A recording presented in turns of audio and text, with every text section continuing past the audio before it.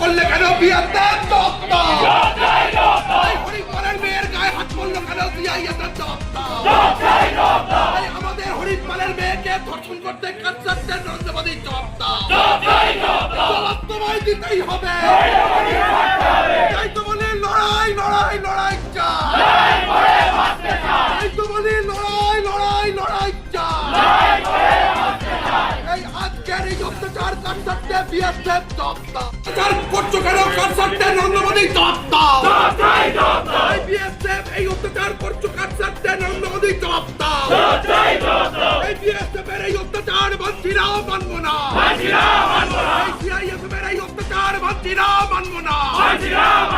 তাই তো বলি সব মানুষ এক হও, তাই তো বলি সব মানুষ এক হও। কাটতে গণধর্ষণ সিআরপিএফ জবাব দাও, কাটতে গণধর্ষণ বিএসএফ জবাব দাও।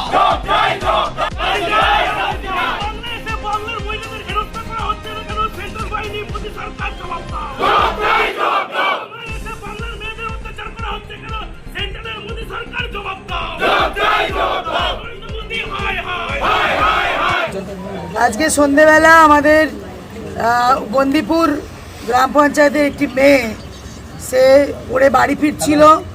আজ বন্দিপুর স্কুলের কাছে বাজারের কাছে এটি বিএসএফ জওয়ান তাকে হাত ধরে পাশে টেনে নিয়ে গিয়ে তার উপর একটা অশালীন আচরণ করে। এটা আমাদের কাম্য নয়।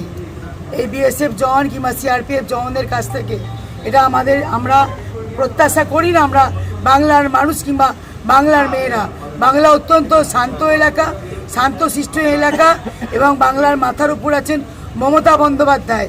তাই এই মমতা বন্দ্যোপাধ্যায় মুখ্যমন্ত্রী থাকাকালীন বাংলার মেয়েদের ওপরে বাইরে থেকে এই বিএসএফ সিআরপিএফ এসে এই অত্যাচার করবে, এটা আমরা মানছি না, আমরা মানব না। তো ন্যাক্কারজনক ঘটনা। আমাদের মা বোনেদের এখন ইজ্জত রক্ষার লড়াই হয়ে গেছে এই কেন্দ্রীয় বাহিনীর জন্য।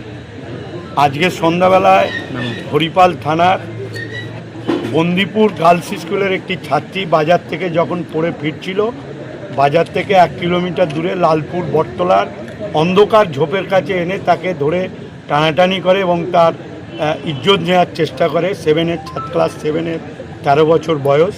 এটা অত্যন্ত দুঃখজনক। নরেন্দ্র মোদী এমন বক্তব্য দিয়ে গেছেন যে কেন্দ্রীয় বাহিনীর লোকেরা উত্তপ্ত হয়ে গেছে, যে মা বোনেদেরও পর্যন্ত তারা ছাড় দিচ্ছে না।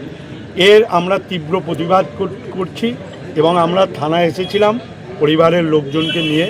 পরিবারের লোকজন তারা থানায় অভিযোগ দায়ের করেছে।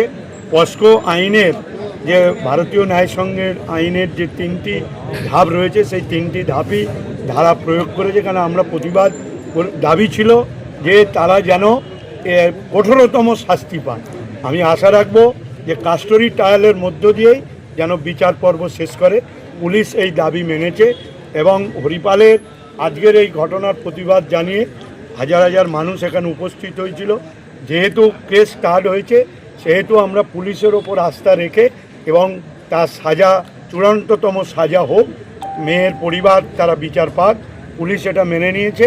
সেই জন্য আমরা আজকে এখানে অবস্থান তুলেছি। কিন্তু এরপর কোনো ঘটনা হলে আরও বৃহত্তর আন্দোলনে যাব। এবং আরেকটি কথা বলবো যে নির্বাচন কমিশন বিজেপি যেভাবে এই কেন্দ্রীয় বাহিনীকে দিয়ে যেভাবে মা বোনেদের ইজ্জত নেওয়ার খেলায় নেমেছে, অত্যন্ত দুঃখজনক এবং লজ্জাকর ঘটনা। এবং আমরা চাই যে এই দপ্তরের যিনি মন্ত্রী, স্বরাষ্ট্রমন্ত্রী অমিত শাহের আমরা পদত্যাগ চাইছি।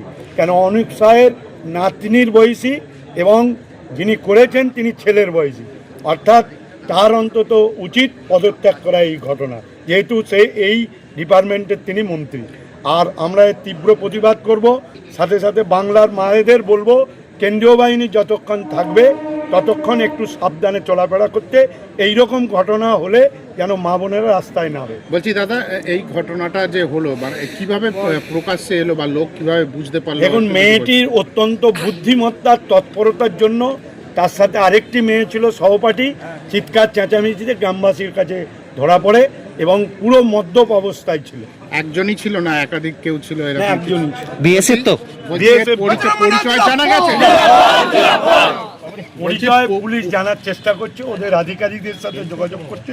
আমরা চাই চাকরি থেকে যেরকম বরখাস্ত হোক এবং তার চূড়ান্ততম শাস্তি হোক। কেন্দ্রীয় বাহিনীরই জওয়ান, তাই তো? অবশ্যই কেন্দ্রীয় বাহিনী, বিএসএফ জওয়ান। আপনারা দলগতভাবে এর কিছু লিখিত অভিযোগ বা আমরা দলগতভাবে সবাই এখানে দলের নেতৃত্বরা সাধারণ মানুষ ছিলেন, আমরা সাধারণ মানুষ হিসেবেই এটাকে পুলিশকে দেখতে বলি।